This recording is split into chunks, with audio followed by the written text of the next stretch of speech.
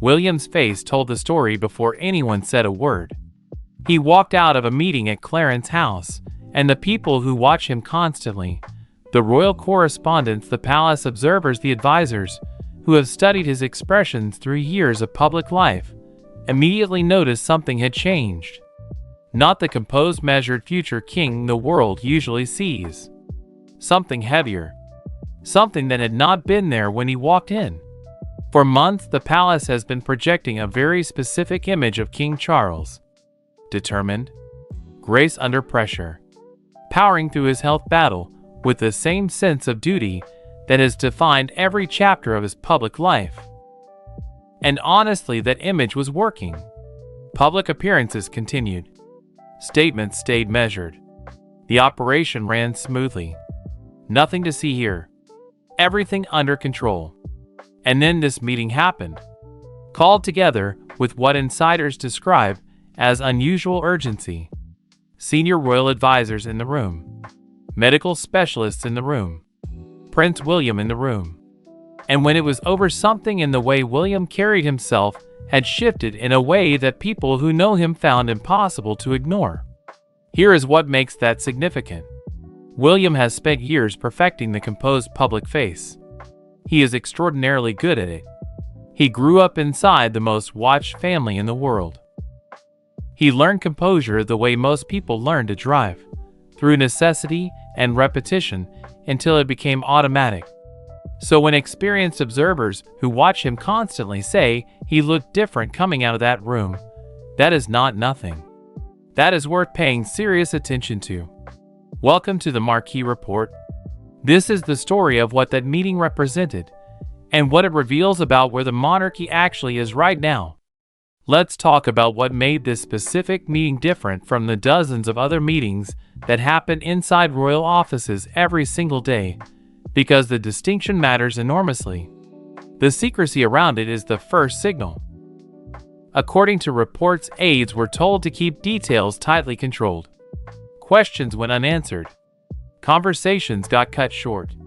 Experienced palace staff who have worked there for years, people who were normally briefed on the outlines of significant discussions as a matter of operational necessity, were left with almost no information about what had been discussed or why. That is not normal. The palace is essentially a machine built on careful, structured communication. Everyone knows their role. Information flows through established channels. Briefings happen at predictable times in predictable formats. That is how the institution functions. So when the machine suddenly goes quiet, when people who normally receive information are being told nothing, it signals the topic was sensitive enough that even partial leaks felt like an unacceptable risk. There is a difference between protecting someone's medical privacy, which is completely legitimate and deserves respect, and creating an atmosphere where even experienced staff can tell from the unusual silence that something serious is being addressed. The palace knows this better than anyone. They have managed public perception through decades of crisis scandals and moments of profound uncertainty. They understand precisely how silence gets interpreted. They know how gaps get filled. They know that choosing silence carries its own costs and risks. So when they choose silence anyway, when they accept the certainty of rampant speculation rather than getting ahead of the narrative with even a carefully worded general statement, that choice itself becomes the most significant communication of all. It tells you the normal calculation changed. The usual playbook no longer applied. Whatever happened in that room was significant enough that no version of public communication felt appropriate. Now let's talk about what has been happening with William over the preceding months, because the meeting at Clarence House did not occur in isolation. It was the most visible point in a pattern of accelerating change. William has been taking on more visible responsibilities for months. That observation itself is not new. Anyone following royal coverage has noticed him stepping up. More engagements, more public visibility, more prominent positioning at major events. But insiders are now describing something more significant than additional engagements or increased public appearances. They are describing William becoming involved in conversations that previously belonged primarily to the king and his most senior advisors. Not ceremonial functions and charity visits. Strategic discussions about the future direction of the institution. Meetings that used to concern long-range planning are now apparently demanding his direct involvement. Decisions that used to feel distant are requiring immediate attention and his specific input. That is a different kind of transition from what anyone expected at this point. Normally, the passing of real institutional authority from monarch to heir is almost imperceptible. It happens across decades, not months. The heir gradually takes on more patronages, more public duties, more visible roles. But the actual constitutional authority, the final word on matters of institutional direction, stays entirely with the sovereign until the very end. That is the model. That is how it has always worked within the British monarchy. But what happens when that gradual timeline compresses? What happens when preparation becomes urgent rather than theoretical? What happens when the heir is no longer preparing to be king at some undefined point in the future, but preparing to carry responsibilities that might arrive sooner than anyone planned for? Those are the questions that meeting at Clarence House forced into the open. And nobody in the palace wants to answer them publicly. Here is the part of this story that deserves more attention than it typically receives, because underneath all the institutional planning and strategic positioning is something simply and profoundly human. William has lived this before. He lost his mother at 12 years old in circumstances that were sudden, violent, and played out entirely in public view. He has carried that experience, the particular grief of losing someone in front of the world with no privacy and no space to process, for his entire adult life.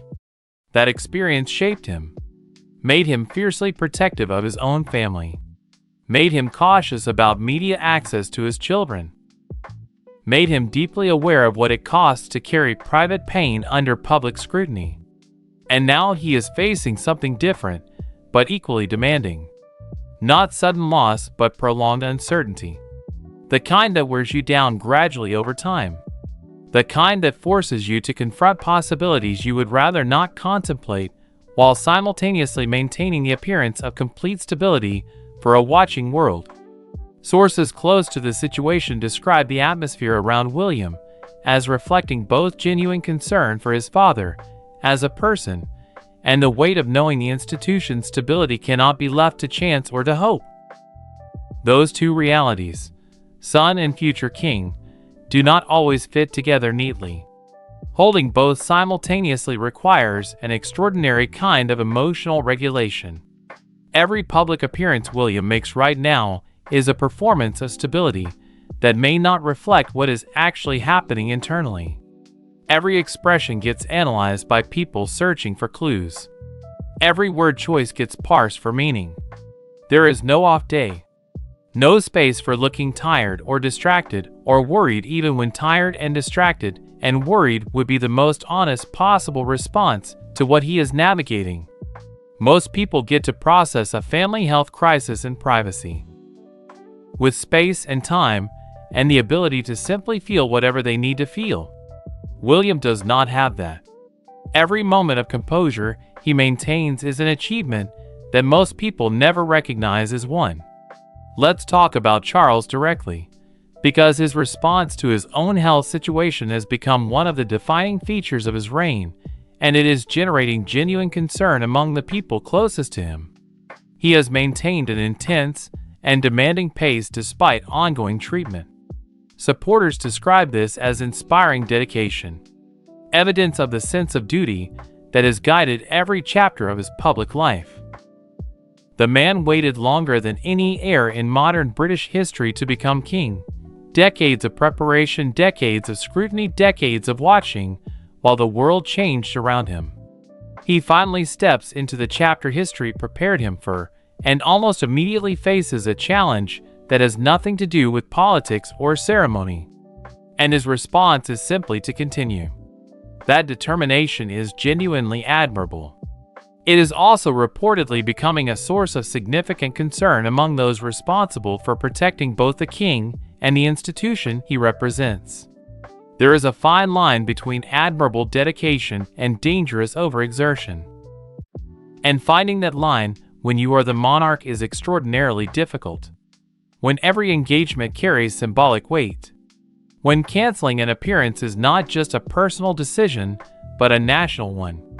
When certain constitutional responsibilities, signing legislation, holding audiences with the Prime Minister, fulfilling the ceremonial functions that keep the machinery of state running, cannot be delegated because the Constitution does not allow it. Reports suggest some advisors are having conversations about whether certain duties should be adjusted or temporarily redistributed. Not because anyone questions Charles's commitment or his capacity to judge his own situation, but because the physical demands of the role are significant even for someone in perfect health. And the question being asked, how do you tell a king who has waited his entire life to serve that he needs to serve less? Does not have a comfortable answer. Here is where the story moves from the personal to the institutional, and where the signals being sent by the palace's behavior become clearest. Reports indicate that certain long-established contingency plans, procedures developed for significant transitions that have remained largely dormant because they were never urgently needed, are being revisited with renewed and specific focus. Not reviewed in the abstract way institutional documents occasionally get updated as a matter of routine maintenance. Reviewed with a specificity that suggests they might actually be needed. Advisors are apparently asking not what if in theory, but what if in specific practical terms. What adjustments would be required under various scenarios? What communications would need to happen at what point? What constitutional processes would be triggered by what conditions? These are detailed practical questions being answered in detailed practical terms. The palace has always operated on the philosophy that stability must never be left to chance. You prepare for possibilities long before they become realities. That is the institutional mindset built across centuries of navigating uncertainty. But there is a difference between routine preparedness and active focus planning for scenarios that feel genuinely proximate. And the people who understand how this institution operates say the current moment falls clearly into the second category. That level of preparation cannot be kept entirely invisible. The palace is trying to do two contradictory things simultaneously, preparing internally for possibilities they cannot acknowledge publicly, while managing public communication to prevent the very uncertainty that open acknowledgement would create. In the gap between what is happening and what is being said, speculation will always grow. That is not a failure of communication. It is the inevitable cost of a situation with no good options. Here is the human reality underneath all the institutional planning. Reports suggest Charles finds particular strength and comfort in time with his grandchildren. That those moments, simple family gatherings rather than state occasions, have become increasingly important and are protected with great care from outside intrusion. They are the spaces where he can simply be himself without the weight of the crown. Where the future is not a series of strategic considerations, but a family around someone they love.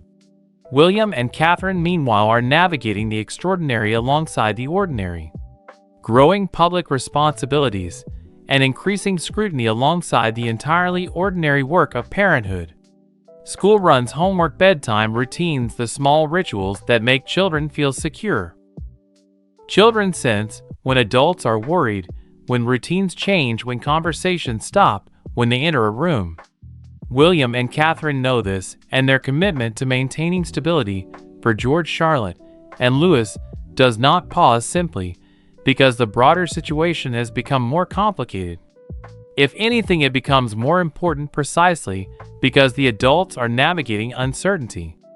And beyond the family, the uncertainty radiates outward to everyone in the orbit of the monarchy. Senior advisors who have worked with Charles for decades. Household staff who have served him for years.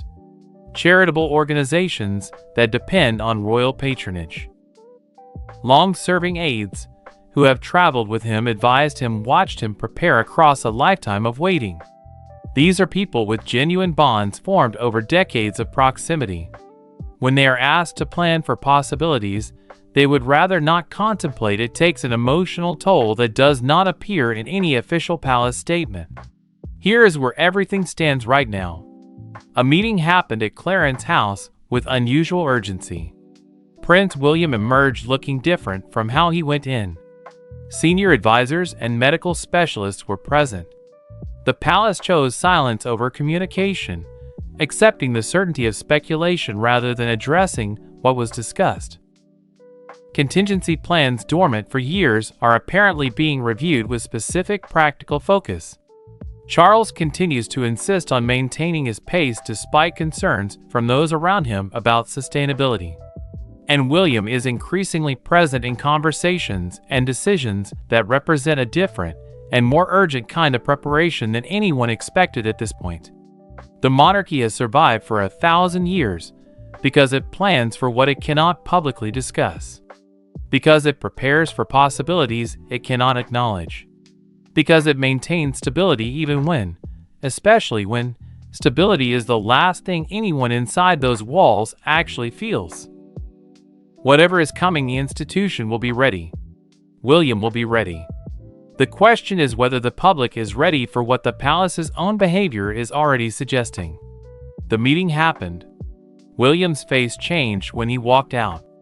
And the people who watch this institution most closely are no longer asking whether something significant is unfolding.